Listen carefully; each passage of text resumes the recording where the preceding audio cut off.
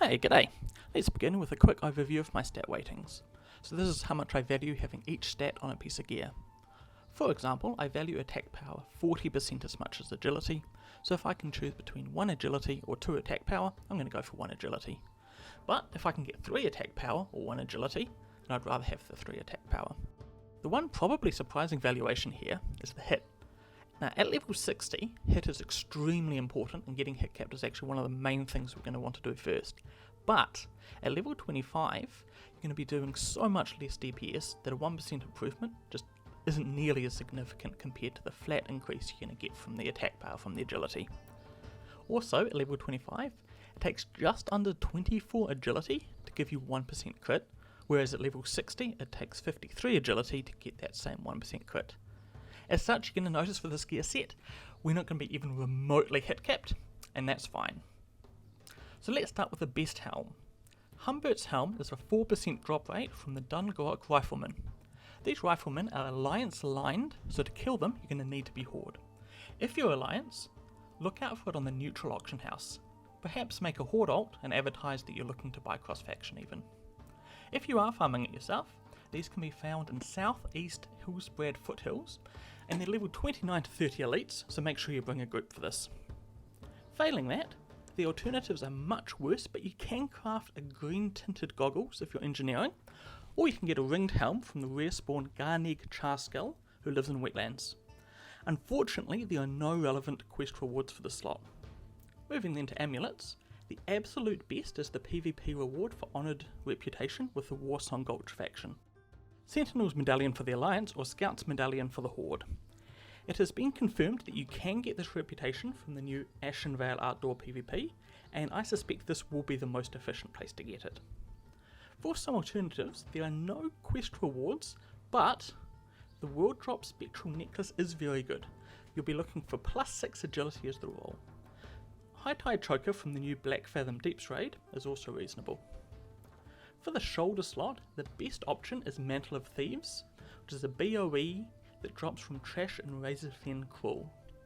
This will be fairly difficult to farm, and it's likely going to go for a lot of gold if there are any on the auction house for sale at all.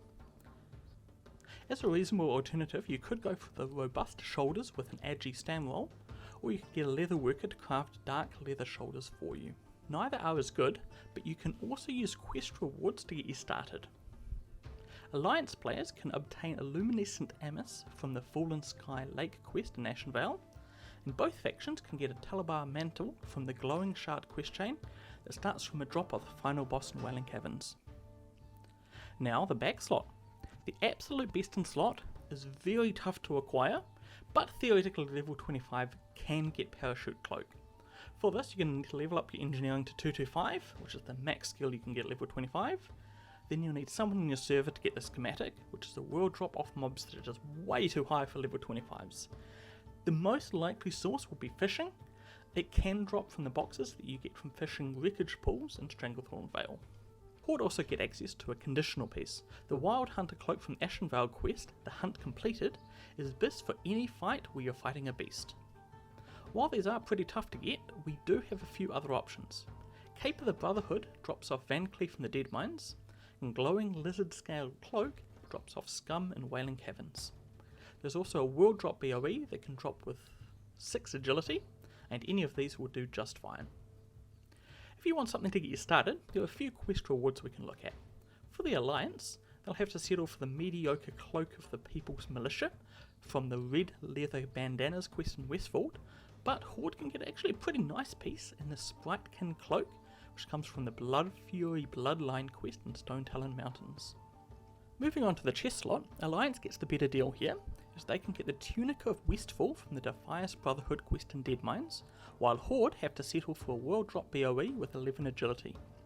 Alliance also have a situational piece here, the Raptor Bane Armour from the Orma's Revenge quest. It's very nice when you're fighting beasts, but that quest does actually offer a nice bow, so you have to decide carefully which one you want to get. If you really want to min-max optimize everything, the bow reward isn't BIS, and this is as long as you're fighting beasts, but on the flip side the bow is very good, and the better bows are pretty hard to get. While Horde miss out on the Tunic of Westfall, they can settle for a Boreguard Tunic from the King of the Foul World quest in Ashenvale. It's not as good, but hey, it's something until you find an 11 agility chest. Wrist slot. The best option for both factions is a BOE world drop with 6 agility. Until you get one of these, there is a few alternatives to get you started.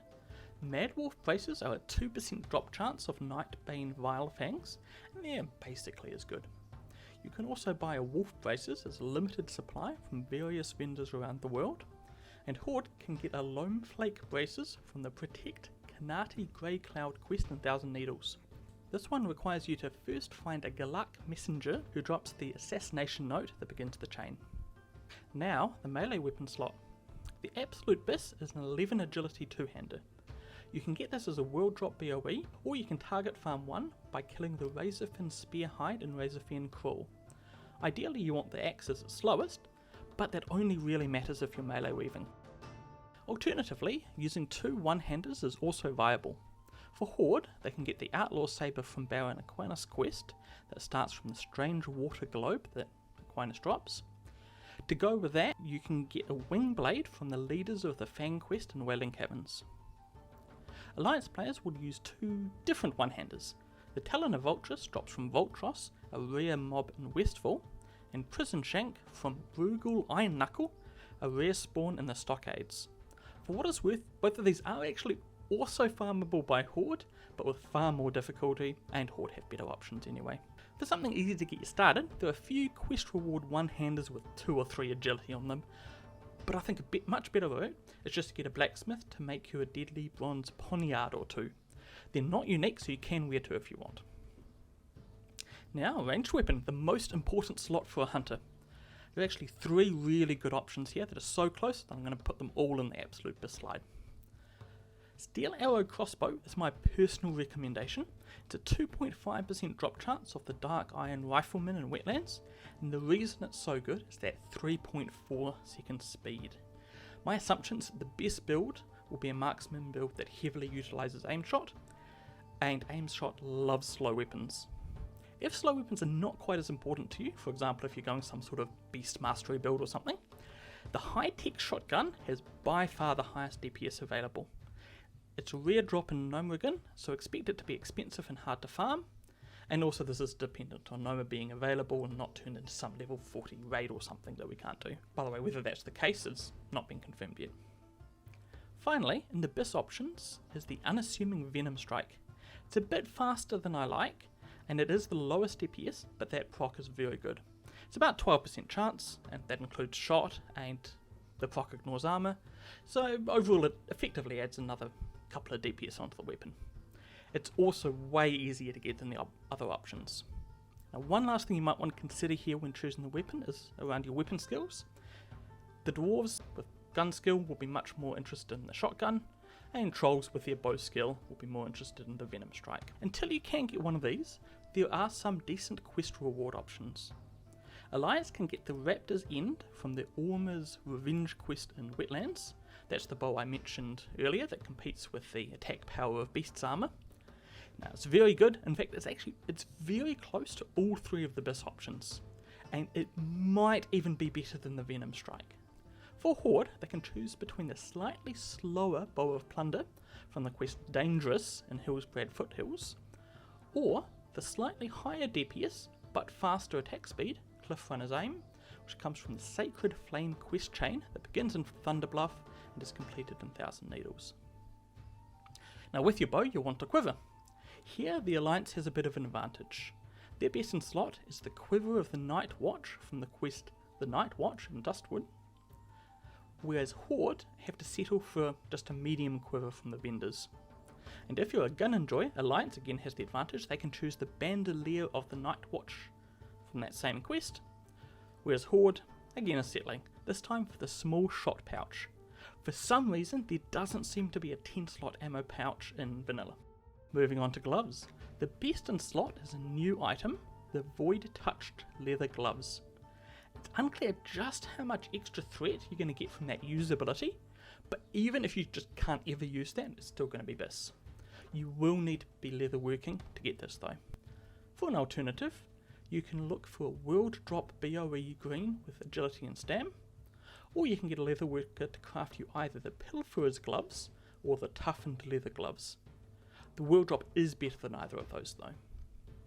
And to get you started in the slot, there are quest rewards, albeit pretty bad ones. The Hammerfist gloves for the Alliance come from the Absent-Minded Prospector quest in Darkshore, and Horde can get the Gloves of the Moon from Cry of the Thunderhawk in the Barrens. Now the Waste slot. Horde have the best option here, the Deftkin belt from the quest Geno of the Earthen Ring, which is an Ashen Vale. This starts from the befouled water globe that drops off Tidris, if and only if you have the quest Stone Talon Standstill. You don't have to complete this quest by the way, you just have to accept it for some reason. For Alliance, they're looking for a World Drop BOE green with agility and stam. This will roll up to 6 agility and 6 stam, but we can get one almost as good from a quest. The Windborn belt only has 1 less stamina, and it comes from the quest High Perch Venom, which is accepted in Theramore and completed in Thousand Needles. Alternatively, you can have a leatherworker craft a Deviate Scale belt for you, which again is almost as good. For the pants slot, the absolute best is the Trip Runner Dungarees from the quest to kill the final boss of Gnomeregan. But as he's level 30 for Elite, no one's really quite sure if that's even going to be possible at level 25. But there are 2 very close alternatives. The Petrol Spill leggings are a rare trash drop in Gnomeregan, and the Troll's Bane leggings are a world drop, and both of those are about as good as each other. For some more accessible alternatives, you can get a Leggings of the Fang from Lord Cobran in Wailing Caverns, or you can look for a world drop green, and preferably we're looking for 11 agility as the roll here. To get you started with some quest rewards, you can get the Slick Deviate leggings from the quest Deviate Hides in Wailing Caverns, and this can be soloed pretty comfortably from the mobs outside the dungeon if you can't get a group foot. Alliance can also get a Wild Keeper leggings from the Blackwood Corrupted quest in Darkshore. As for boots, the best in slot is only for the Horde, being the Warsong boots from the Warsong Supplies quest in Ashen Vale. Alliance will need to look for a world drop green and settle for 2 less agility here. While hunting for one of those, Alliance can tide themselves over with some quest rewards. Now ideally, Lancer boots from Mortality Wanes and Razorfin Crawl is almost as good, or if that's a bit too tough, Ambassador's boots from Crime and Punishment in the Stockades. And there is also a Vendor Green, the Agile boots, which come with 5 agility if you would prefer. Now to rings. The best we can do here is 6 agility, which we can get either from the Ring of Precision from Black Fathom Deep's trash, or a World Drop green with 6 agility. There are also some quest rewards that are worth looking at. For Alliance, they can get the Seal of Rin, which comes from a long quest chain starting with the Head of Van Cleef in the Dead Mines. This ring is basically as good as those Bist rings. It does have a bit less agility of course, but it's got lots of other stats, and that's something. Alternatively, you could get the Ironforge Memorial Ring from the A King's Tribute chain. This one starts from a small note in the hand of a dead dwarf in the water between Wetlands and Morathi. Now for Horde, they can get a Bounty Hunter's Ring from the quest Hezrol Bloodmark, which is in the Barrens, and they can get an Inventor's League ring from the quest Hypercapacitor Gizmo, which is in Thousand Needles. Now, the last lot, Trinkets. There's slim pickings here for hunters. The best 2 that we have are the Minor Recombobulator from Engineering, which gives a nice little health and mana boost even if there's no polymorph to dispel. The other one you can look for is the Avenger's Void Pearl, which comes from the new Black Fathom Deeps raid.